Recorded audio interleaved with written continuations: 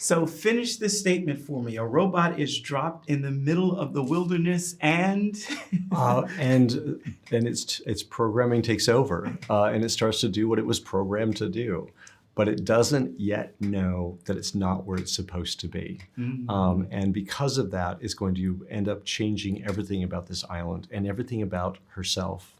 Wow. I've heard you say this is one of the easiest films to make, but one of the most emotional. Why? There was something about this that I cannot explain, except to say that everybody on this production exceeded what they needed to do. There was just something about this project that was different. Everyone like fell in love with it, really. There was a moment where I was looking at an effect shot, and it exceeded what it needed to do. And I turned to my producer and said, "Why does this film look this good?" Wow. And he said, "People love this film." And everything from the voice performances to the engineering that allowed us to get this look, which is groundbreaking, to the music. Everyone like went way beyond on this thing, and and nobody wanted it to end. That's the thing, is that, I mean, these are huge productions that take many years, about 3 or 4 years, but that's a lot. And you usually always, by the end, you're like, I'm ready for this to be done. Let's finish it. But not this one. Nobody wanted it to end.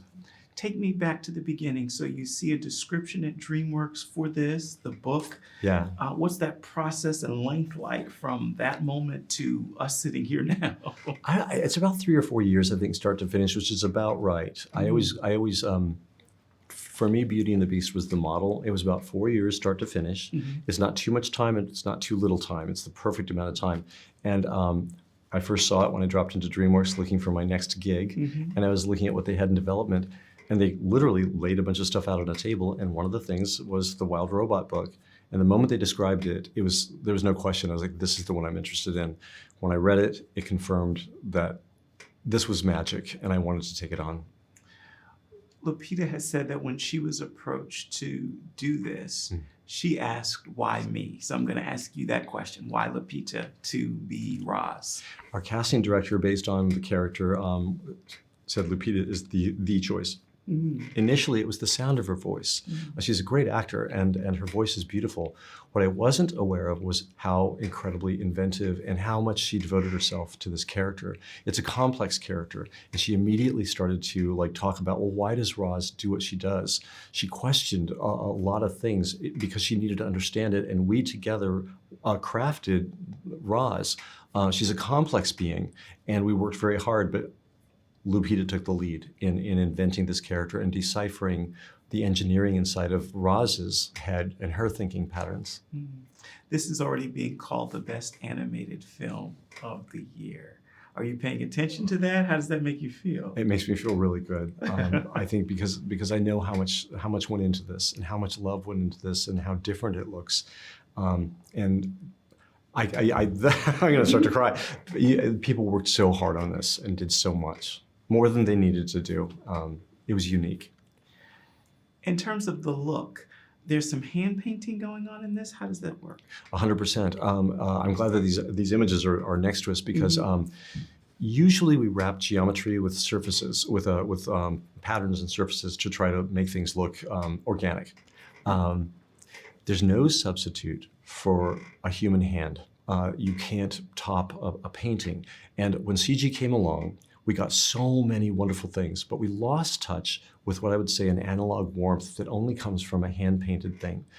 Think Bambi and Tyrus Wong's art, and My Neighbor Totoro, and the environments that were hand-drawn in that. And we've been fighting so hard to get back to that kind of analog warmth.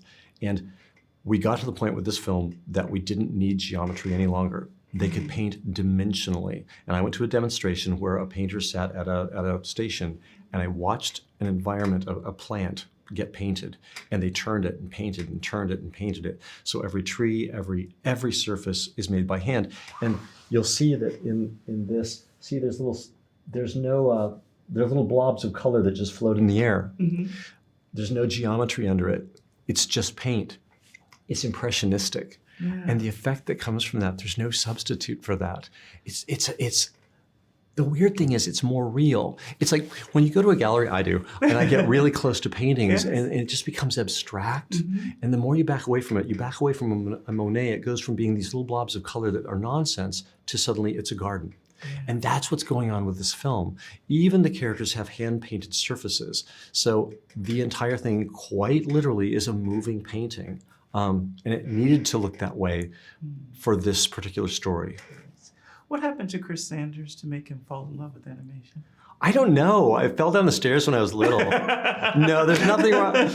There's nothing wrong with people. I've always loved animation. I love drawing from when I was really, really little. It was my first love. Did you always know you could make a career of it? No.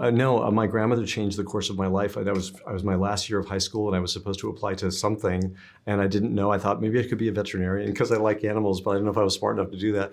She was reading the newspaper, the Denver Post, and she read an article about how there was a school in California called CalArts that was training kids to be animators because animators were retiring and Disney was running out of them. And that was the one and only place I applied to go to school. And I got accepted, and that changed the course of my life. But I owe it all to my grandmother reading the Denver Post one night. When did you know you were successful? I think when I got my first directing gig, I was like, I must be doing this right because they're trusting me with something.